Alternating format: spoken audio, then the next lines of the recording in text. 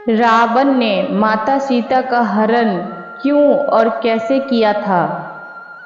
रामायण काल में यदि हम सबसे बड़ी घटना की बात करें तो वह था भगवान राम और रावण के बीच हुआ युद्ध। और उस युद्ध का कारण था माता सीता का रावण के द्वारा हरण कर लेना, अर्थात सीता हरण। त्रेता युग में राजा दशरथ के यहाँ भगवान विष्णु के 7वें अवतार श्री राम का जन्म हुआ था। श्री राम और माता सीता के विवाह के कुछ दिन बाद राजा दशरथ ने उन्हें राजा बनाने की घोषणा कर चुके थे। राज्याभिषेक से ठीक पहले कैकेयी ने राजा दशरथ से अपने 2 वर मांग लिए, श्री राम को 14 वर्षों का वनवास और भरत को राज्य। इसके बाद श्री राम सीता और लक्ष्मण के साथ वनवास को गए थे। वनवास 14 वर्षों का था। इसमें से करीब 12 वर्ष उन्होंने चित्रकूट में ही निवास किए, लेकिन बाद में चित्रकूट से पंचवटी पहुँचे। पंचवटी से माता सीता का हरण हो गया। इसके बाद सीता जी की खोज और रावण का वध हुआ था। इन सब में करीब 2 वर्षों का समय लगा था। एक दिन शूर्पणखा नामक एक राक्षसी पंचवटी में जा पहुंची और तभी उसकी नजर भगवान श्री राम पर पड़ी। भगवान श्री राम पर वो मोहित हो गई। शूर्पणखा ने अपना रूप बदला और एक सुंदर युवती बन गई और श्री राम के पास अपने विवाह का प्रस्ताव लेकर चली गई।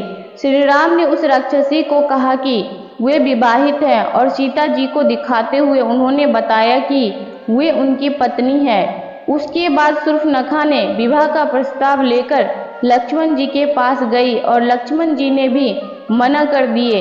तब शूर्पणखा को गुस्सा आ गया और उसने माता सीता पर आक्रमण कर दिया। यह देख लक्ष्मण जी को गुस्सा आ गया और उन्होंने शूर्पणखा की नाक काट दी।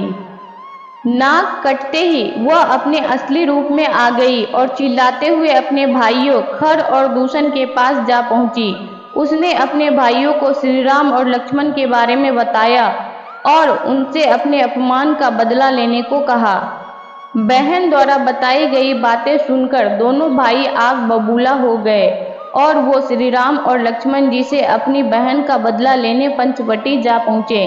खर और दूषण भी श्री राम और लक्ष्मण के हाथों मारा गया। शूर्पणखा के भाइयों की मृत्यु के बाद अब वो और ज्यादा अपमानित महसूस करने लगी थी। अब वो राक्षसों के राजा लंकापति रावण के पास रोती चिल्लाती हुई जा पहुंची। उसने रावण को अपने भाइयों की मृत्यु और सीता जी की सुंदरता के बारे में बताते हुए रावण को श्री राम और लक्ष्मण से युद्ध करने के लिए उकसाया। रावण तुरंत ही पंचवटी जा पहुंचा और वहां माता सीता के रूप को देखकर रावण के मन में कुटिल विचार आ गया। साथ ही श्री राम और लक्ष्मण की शक्तियों को आंकने के बाद उसको यह महसूस हो गया कि उनके रहते हुए सीता जी का कुछ भी नहीं बिगाड़ सकता है। रावण अब यह सोचने लगा कि सीता का हरण कैसे करना है। रावण अपने बनाए गए रणनीति में सफल होने के लिए राक्षस मारीच के पास जा पहुंचा। रावण जानता था कि मारीच ने तप द्वारा कुछ ऐसी शक्तियां प्राप्त कर ली है जिससे वह मनचाहा रूप आसानी से धारण कर सकता है। रावण की बात सुनने के बाद मारीच का मन तो उसके साथ शामिल होने का नहीं था, परंतु वह उस काम को करने के लिए मान गया। उसने सोचा कि रावण के हाथों से मरने से बेहतर है कि भगवान श्री राम के हाथों ही मृत्यु मिले। खुश मन से मारीच रावण के साथ पंचवटी की ओर चल पड़ा। रास्ते में रावण ने मारीच को बोला कि तुम स्वर्ण मृग का रूप धारण कर पंचवटी में राम के कुटिया के आसपास तब तक घूमना जब तक सीता की नजर तुम पे ना पड़ जाए। पंचवटी पहुंचकर मारीच ने वैसा ही किया जैसे उसको करने के लिए कहा गया था। जब सीता जी की नजरें उस स्वर्ण मृग पर पड़ी तो उन्होंने उसको हासिल करने की इच्छा श्री राम को बताई। श्री राम ने अपनी पत्नी का इच्छा का मान रखते हुए अपने भाई लक्ष्मण को सीता जी का ध्यान रखने का आदेश देकर अपने धनुष लिए उस मृग के पीछे जंगल की ओर चल पड़े। काफी समय बीत जाने के बाद जब श्री राम जंगल से नहीं लौटे तो माता सीता को चिंता होने लगी और उन्होंने लक्ष्मण को जाने के लिए कहा। इधर मारीच ने स्वर्ण मृग के रूप में श्री राम को बहुत देर तक घुमाया। अंत में जब श्री राम को लगा कि वो उस मृग को पकड़ सकते हैं, तब उन्होंने उस पर बाण चला दिए। मृग की मृत्यु अब उससे ज़्यादा दूर नहीं थी और इस वजह से वो मरते मरते श्री राम की आवाज़ में चिल्लाया, हे सीते, हे लक्ष्मण। सीता जी ने जैसे ही श्री राम की आवाज़ सुनी, उनका मन और भयभीत हो गया और वो गुस्से में लक्ष्मण जी को जंगल जाने को बोली। लक्ष्मण जी को विश्वास था कि श्री राम को कुछ नहीं हुआ होगा, परंतु सीता जी के कहने पर वो श्री राम को देखने के लिए जंगल में जाने के लिए राजी हो गए। परंतु जाने से पहले उन्होंने कुटिया के चारों ओर एक रेखा खींची, जिसको लक्ष्मण रेखा कहा गया।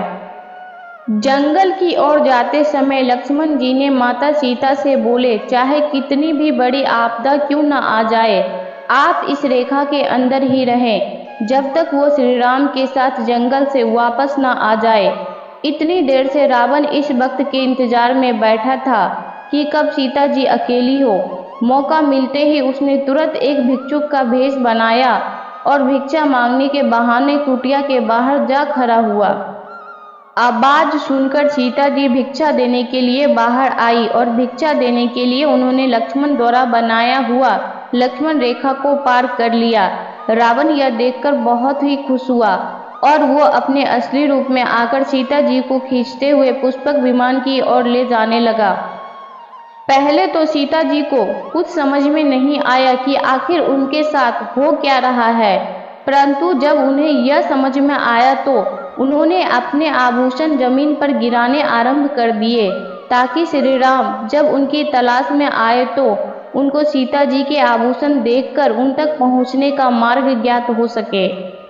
रावण के संग जाते समय माता सीता सहायता के लिए चिल्ला रही थी।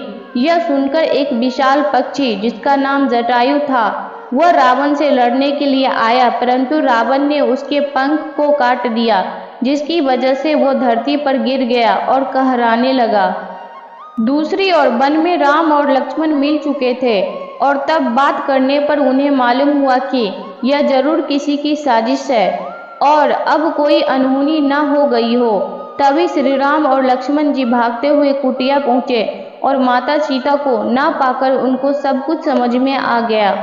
श्री राम और लक्ष्मण जी माता सीता की खोज में निकल पड़े। रास्ते में उनको माता सीता के द्वारा गिराए गए आभूषण मिले, जिसे देख उनको ज्ञात हुआ कि उनका अपहरण हो गया है। थोड़ी दूर और आगे जाने के बाद उनकी मुलाकात जटायु से हुई और उसने श्री राम और लक्ष्मण को सारी बातें बताई। इससे श्री राम और लक्ष्मण जी को रावण के बारे में पता चला कि रावण ने माता सीता को लंका लेकर गया है। वीडियो अच्छी लगी हो तो लाइक, शेयर और ऐसे ही वीडियो को देखने के लिए हमारे चैनल को सब्सक्राइब जरूर करें। धन्यवाद।